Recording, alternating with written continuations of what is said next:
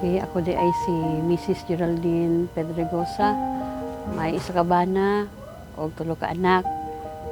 Usapod ko nga voluntaryo po sa Hope Foundation.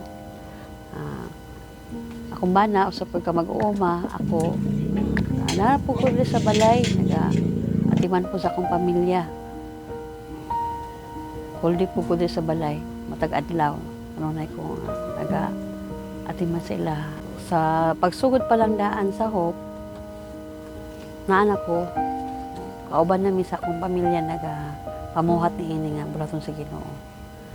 Ug hantod karon nagapadayon gihapon nga mga buluhaton. Natugapon mi sa mga kabukiran, sa sang dapit matuan na mo aron matabangan na mo ang mga kabataan. Tapos tanan bahin po sa puno sa Ginoo o ilhapon mga gikinahanglan po sa ilhapon nga labi na silang mag-eskwela.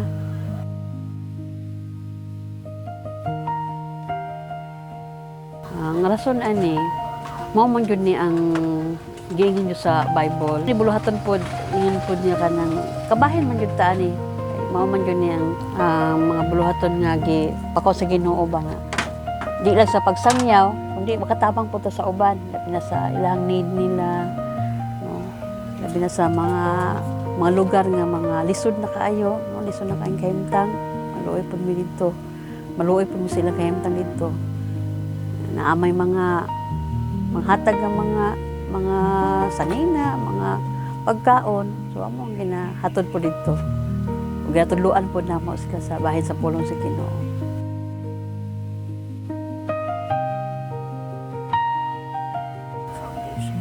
Na-experience na ako yun.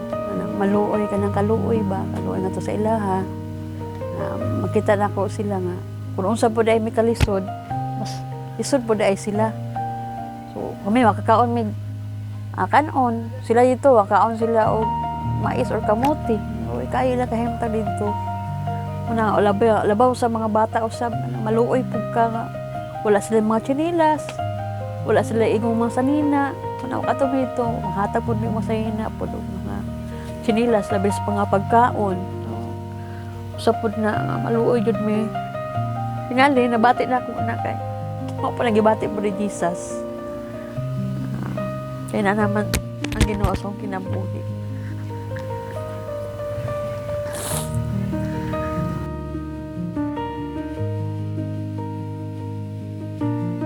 Pasalamat na ako sa Ginoo kay maayo yun ang Ginoo sa mga kinabuhi. Itagbo po niya mga panginahanglan. Sa mga kapitos sa kinabuhi. Pero ang Ginoo yun nagatagbo sa kanunay, matag-adlaw, taga-protection. Ug salamat usab bisan sa amo ang mga kalisod, pero ang Ginoo yun nagpatigbabaw yun sa mga kinabuhi nga di ay lisod kung naagyo ta sa Ginoo. Materially, lisod man, pero spiritually, na ang Ginoo naghatag usab og kalipay. Mao na yung nagapamuhat po sa sa buluhaton, pasangon sa Ginoo sa amoa. Pag internal, kini alang po kay mayaan sa Ginoo.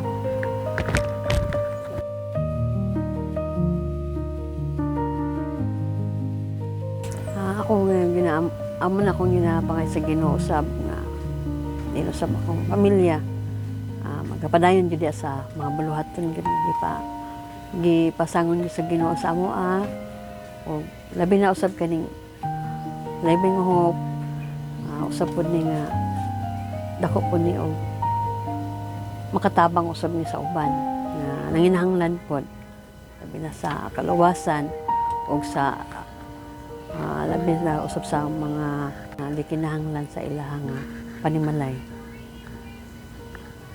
o sa ilahang pag-eskwela sa mga kabataan sa lugar ba nga lisod kaayo nga adtuan mga mo yung adtuon.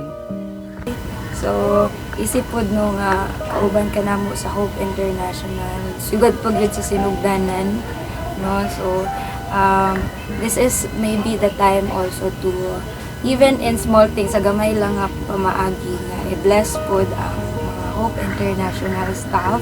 So since birthday po nimo.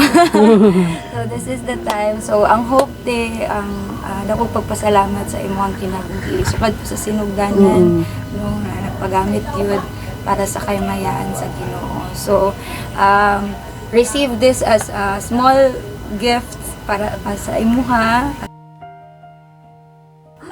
Happy birthday, TG. Salamat. Salamat kayo. Og aside sa cash, napod may kuan gi-prepare sa imong ana mga groceries na Wow. po sa ginagmay para sa imong Salamat. Salamat, Hope.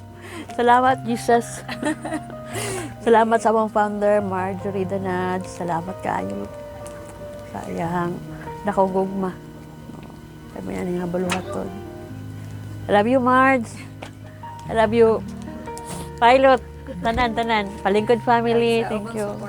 O ang ubang supporters sa thank you, inaot nga. Padayon ta nga mamuhat ni ini. Nataghan pa watabangan nga mga lugar nga magsigpit nga ato ang atuan. God bless. Thank you.